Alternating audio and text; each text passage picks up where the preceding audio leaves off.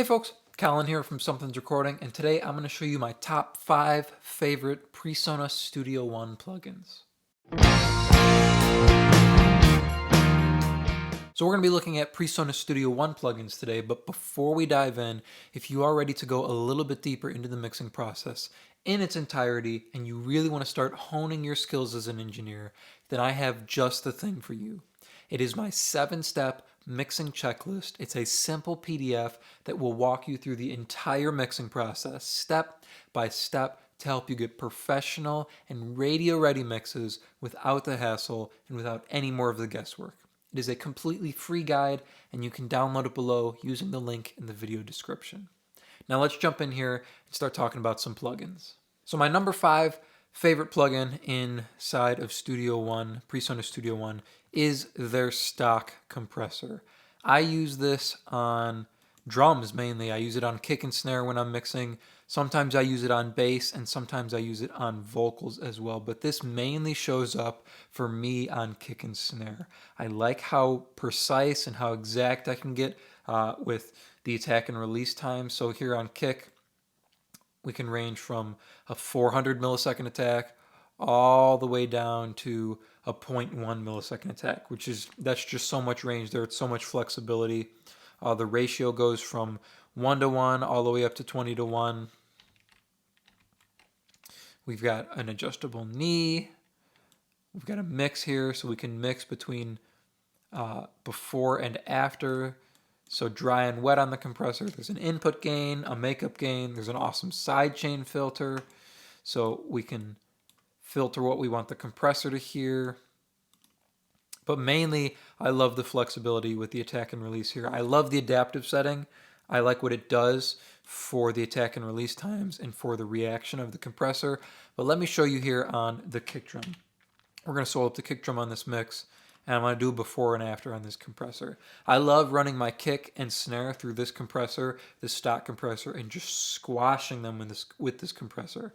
It doesn't add any vibe or any kind of coloring. It's a nice transparent compressor that I can squash my kick and snare with to get them tight and to get them punchy before I continue EQing them. So here's the kick drum, and I'll take this compressor off. You can see how much compression we're doing and how the compressor is reacting to the kick drum here.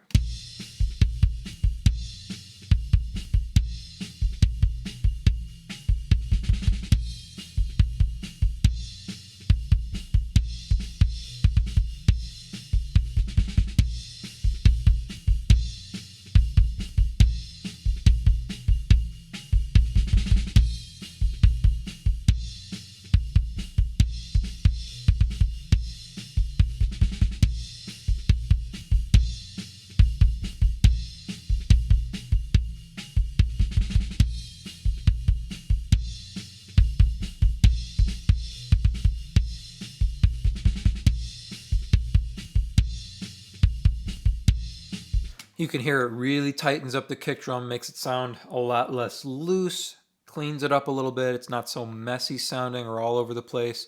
Tightens up our low end and gives us a nice extra smack on the top end.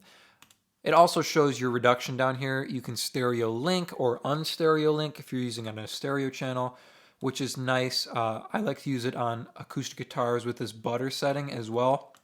And you can put it on a pair of stereo acoustic guitars, turn the stereo link off so it's compressing each guitar individually. It helps them sit a little bit more evenly inside the mix. Just a nice stock compressor. It has everything you need to tackle any kind of scenario. It's one of the reasons it shows up on the majority of my mixes there, and why it's my 5th favorite plugin here inside of Studio One.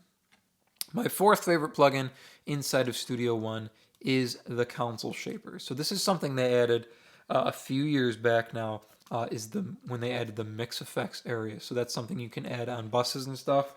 If you click the mix effects area, they have the console shaper, and Soft Tube's tape machine also shows up there as well, which is nice. So here we have the console shaper, and I've recently started using 2 areas of this. So I normally put the drive on all my mixes. It sits at the top of my mix bus here, and I have the drive setting turned on, but all the way 0. So I'm not pushing it, not pulling this knob up at all. It sits right at 0, and it adds the nice coloring and the nice depth that I want from it without getting too crazy or changing my balances too much. If we push this too hard, it starts to change the balances in a way that I'm not crazy about, but here it's 0. I love it. It's on every one of my mixes here, right at the top of my mix bus. But recently, I've started turning on the noise section too, and you can kind of hear it in the background there if I turn it off. You can hear that little bit of noise go away. I've started tucking this in under my mixes as well on the lowest setting, which is the 16 here. Top one, you can really hear the noise start to kick in there.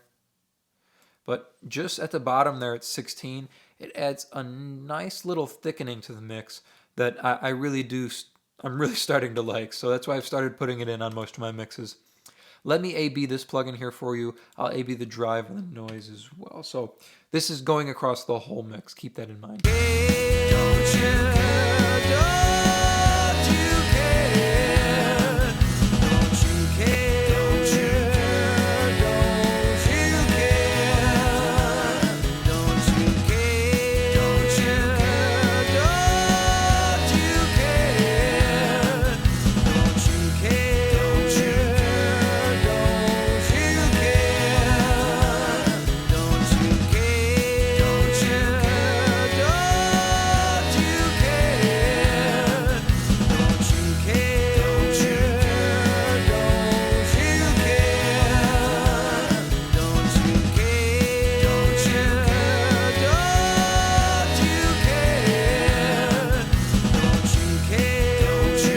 Overall, this particular plugin here helps me get my balances better. Running through this or getting my levels set while this is on my mix bus really glues all of the tracks together in a really nice fashion. Without it, it's a lot more difficult for me to kind of build the mix because I'm kind of fighting that digititis or that building a mix in digital like that. This little bit of console vibe, that's why it's called the console shaper, right? You're getting that kind of console vibe from it, that analog character helps me get my mix set a lot faster than I normally would have because of the way it shapes all of the sounds coming into it, and the more you push into it, the more your balances change. So once I get all my tracks up, it really helps shape everything together. And then the noise section that I've started turning on just does a nice little bit of sizzling on the top end that I really like. Especially it blends well with the top end on my vocals there. So that's number 4. So we got 5, which is the stock compressor inside of Studio One. And then 4 here is the console shaper. The third plugin that I use on all of my mixes, one of my favorite plugins here from Presonus, is their Britcomp or their SSL emulation. I used to use their stock compressor on my mix bus. So at one point I was all stock plugins. You could buy Studio One out of the box. I used all the stock plugins. But when I did get this, I did start trying this on my mix bus, and it eventually replaced the stock compressor on my mix bus. And the only other plugin I use that's not stock is the tape machine there, but that's in a different video there. The settings I use on this on my mix bus, this is something I never touch. It comes in on my template when I open up my mixing template, and it's on. I don't touch it. I mix through it. Is a 30 millisecond attack there, 100 millisecond release or 0.1 second release. Excuse me.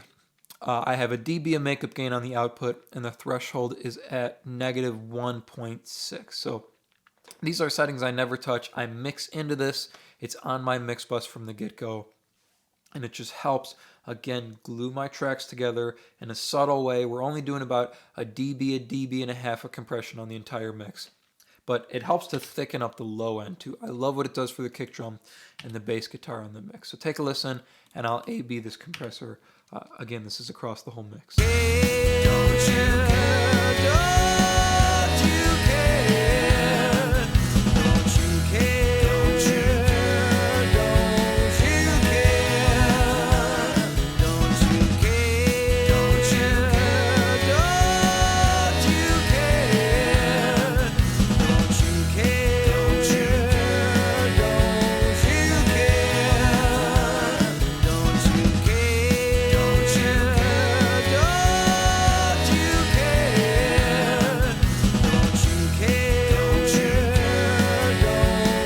biggest thing for me that's different from the stock compressor, or any stock compressor really, is what it does for the low end. So for me, it exaggerates the low end in a nice way, pushing into this compressor. It doesn't neuter the low end. Sometimes if you do compression on your mix bus, you have to pull up some kind of filter, right, to make sure it doesn't squash your kick drum.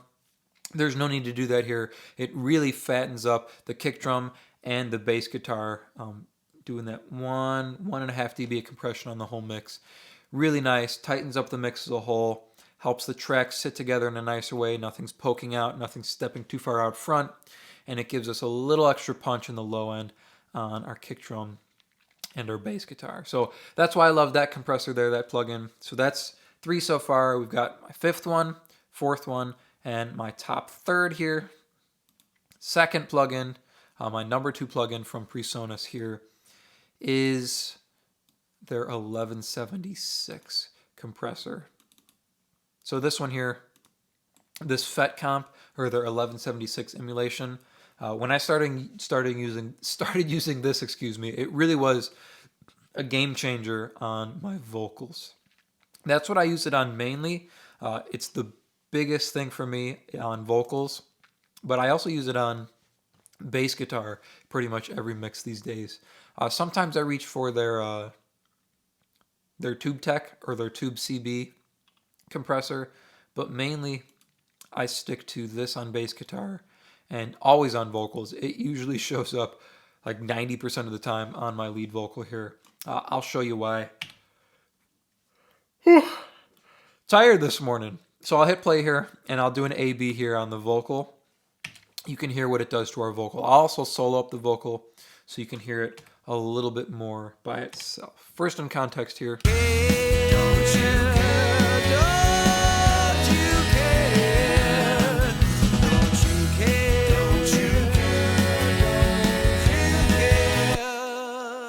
Don't you care? Don't you care? Don't you care? Don't you care? Don't you care? Don't you care? Don't you care? Don't you care? So in addition to just evening out the vocal, right, and getting it some balance in the mix, which is the job of the compressor there, it also helps to add some vibe and character and to enhance the personality of the vocalist. It gives them a little bit of that edge that helps the vocal sound like it belongs in a pro mix, but it also exaggerates the low mids in a nice way that helps to thicken up the vocal, which is something I really love about pushing into this compressor. You can see I'm doing quite a bit of compression on the louder notes here, about 7 to 10 dB compression, but again, it helps give it that little bit of edge, a little bit of aggression, that nice grit that sounds like the vocalist is really going after it. Helps it sound like a pro vocal. It's one of the reasons I love that compressor so much.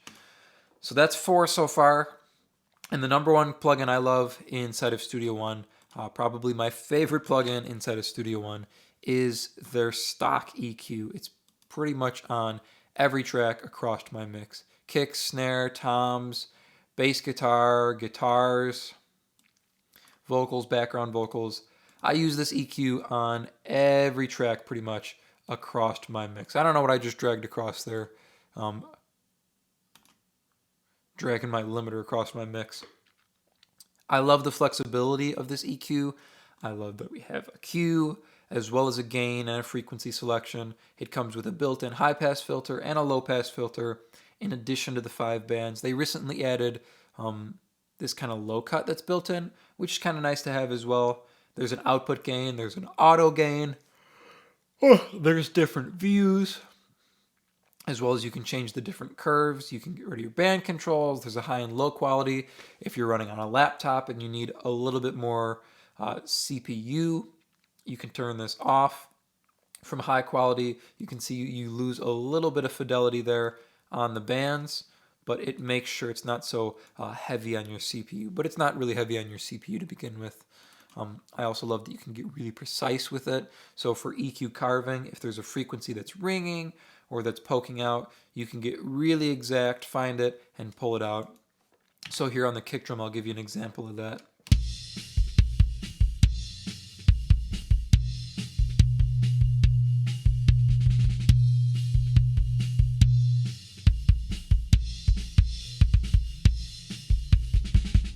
So there was a frequency that was ringing or humming there on the kick drum.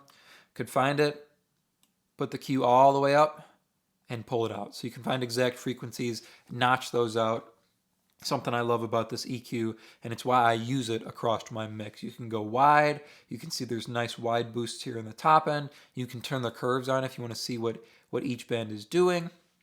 So you can get wide, you can get really precise, and I love an EQ that has a built-in high and low pass filter. That's always a nice place. Kind of reminds me of like the SSL channel strips, right? That have their high and low pass filters up at the top, and then they have their EQ bands. It's just a nice thing to have with your EQ. Going back in review here, the top 5 favorite plugins I have inside of Presonus Studio One. Number 5 is the stock compressor inside of Studio One. That's this guy here. Number 4 is the console shaper. That's this guy here. So using the drive and the noise section here on that. I haven't started using the crosstalk. Not really a fan of what that does, but maybe one day. Number 3 is the SSL style compressor, or the Brit Comp inside of Studio One here. I love the way it fattens up my low end as well as tightening my entire mix. Number 2 is the 1176 emulation, or the FET Comp. Always going to love what this does to my vocal. Not really any other compressor that I use on vocals, lead vocals, besides that one. That's always going to be there on my lead vocal 90% of the time across 90% of my mixes.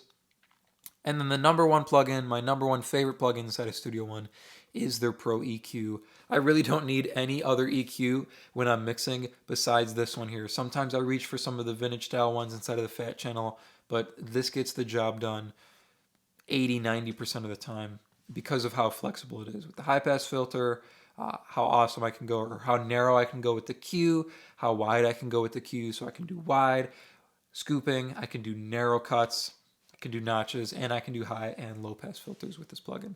I hope that was interesting for you. I hope that was helpful for you. Gave you some ideas about which plugins you can use or which plugins to explore if you are using Studio One. As I mentioned at the beginning of the video, if you're ready to start leveling up your mixes and start dialing in your workflow as an engineer, then I have just the tool for you, and it is completely free. It is my 7-step mixing checklist, and you can download it below to start creating more professional mixes in less time. Thank you so much for watching, and I will see you in the next video.